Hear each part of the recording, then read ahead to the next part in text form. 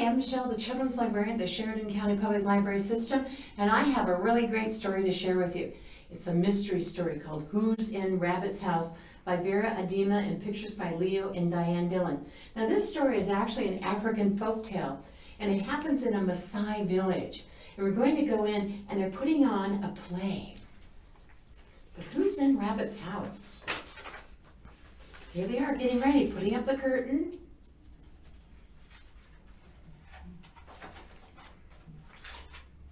Everyone's getting ready. As the hour for the performance approaches, the Maasai villagers gather before the closed curtain, waiting expectantly. Behind the curtain, the actors prepare the set, the props rehearse their lines, and put on their masks. At last the players are ready, the curtain opens, and the play begins. Long, long ago, a rabbit lived on a bluff overlooking a lake. The path went by her door and down the bank to the water. The animals of the forest used that path when they went to the lake to drink, and every day at dusk, Rabbit sat on her doorway and watched them. But one evening, she came to her house and she could not get in. A big bad voice from inside the house roared, "I am the long one. I eat trees and trample on elephants. Go away or I'll trample on you." "Oh, that's my house," said Rabbit. "Come out at once." She banged on the door. Bam, bam. But the animal said more crossly than before, "Go away or I will trample on you." And Rabbit sat down on a nearby log to think. Who's in Rabbit's house? Now a frog happened to see this. She hopped out to the rabbit and said rather timidly, "I think I can get him out." "No," said the rabbit. "You are so small. You think you could do what I cannot. Go away. You annoy me." Fox would have left that rude rabbit if a jackal had not come along just then. Instead, she crouched behind a nearby tree to see what would happen. The jackal said, "Ho, Rabbit, why aren't you sitting in your doorway?" "Someone's in my house," said Rabbit. "He won't come out and I can't get in." Jackal looked at the little house. "Who's in Rabbit's house?" he asked. The bad voice replied, "I am the long one. I eat trees and trample on elephants. Go away or I will trample on you." "Oh, I'm going," said Jackal, and off he went. Ka-pick, ka-pick, ka-pick. The frog laughed softly to herself. Rabbit cried, "Jackal, come back. Please help me." Jackal came back. He said, "I think I know what to do. We must gather a big pile of sticks." And they did. "Now," said Jackal, "we'll put the sticks close to the house, like this." And kaput, he pushed the whole pile of sticks against the door. "But Jackal," protested Rabbit, "that will keep it in and get me out." And the frog nearly burst with mirth. Jackal said, "I'm going to set fire to the sticks." "Fire," said Rabbit, "that would burn my house." "Well, it will burn the long one too," said Jackal.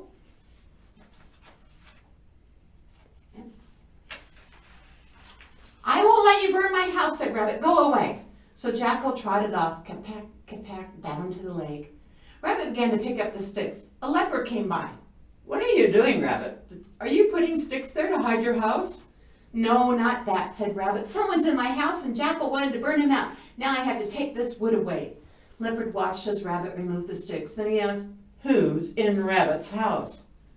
The bad boy said, "I am the long one. I eat trees and trample on elephants. Go away, I will trample on you." "Oh," said the leopard, "you don't scare me. I'm tough. I'll tear that house to bits and eat you up." And he leaped on top of the house and began to scratch, scratch, scratch. Bits of the roof went flying. "Sit, sit, sit." "Stop," said Rabbit. "Don't spoil my house." "How can you use it with a bad animal in it?" asked Leopard. "Well, it's still my house," said Rabbit. "Go away." So Leopard jumped down and paw, paw, paw. He went down to the lake. And the frog grinned and chuckled to herself. Rabbit climbed on the roof. She smoothed and patted it as best as she could. An elephant came by. "What happened, Rabbit?" she asked. "Does your roof leak?" "No, not that," said Rabbit. "Someone's in my house. Leopard wanted to tear it to bits and eat him, so I had to fix my roof." She gave the roof another pat and hopped down. "Who's in Rabbit's house?" demanded Elephant. The bad boy said, "I am the long one. I eat trees and trample on elephants. Go away or I'll trample on you." "Trample on elephants?" said the elephant. "Who thinks he tramples on elephants? I'll trample you flat. Flat as a mat. I'll trample you house and all." Ga-gung, ga-gung went Elephant towards the little house. Rabbit leaped up. "No, don't smash my house," she screamed. "I'm only trying to help," said Elephant. Rabbit said, "I don't want that kind of help. Go away." So Elephant tromped off, ga-dung, ga-dung, ga-dung, down to the lake.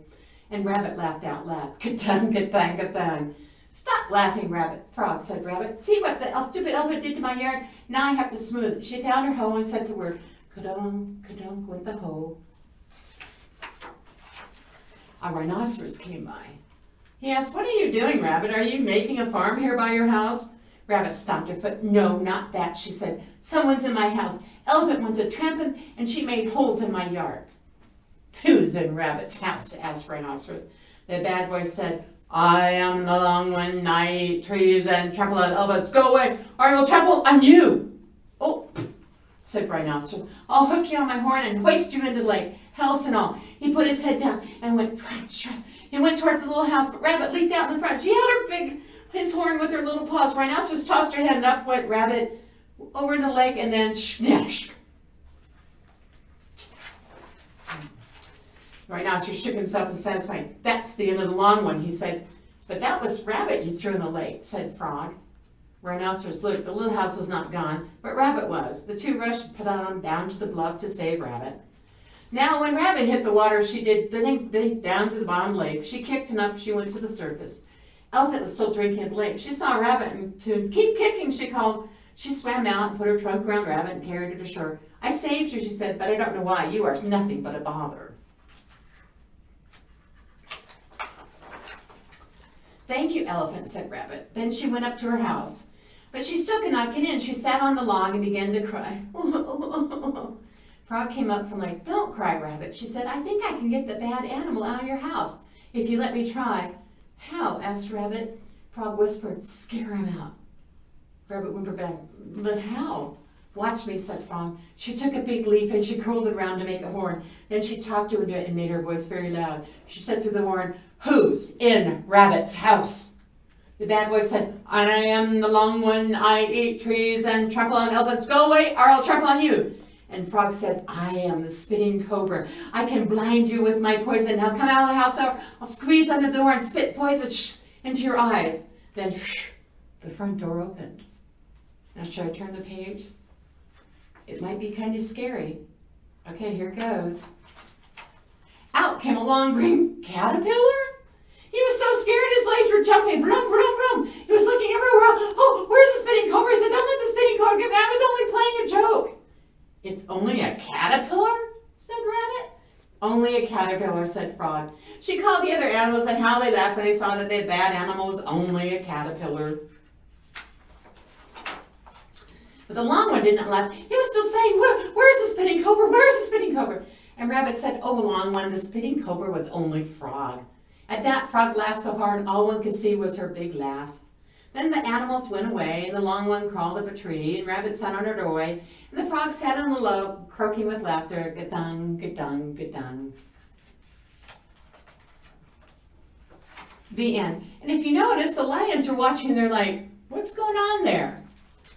And that is the story of Who's in Rabbit's House by Aardema, pictures by Leo and Diane Dillon. I'm so glad you joined me, and I hope you didn't get scared by the long one. I'm so glad you joined. You brightened my day, and I'll see you next time. Bye.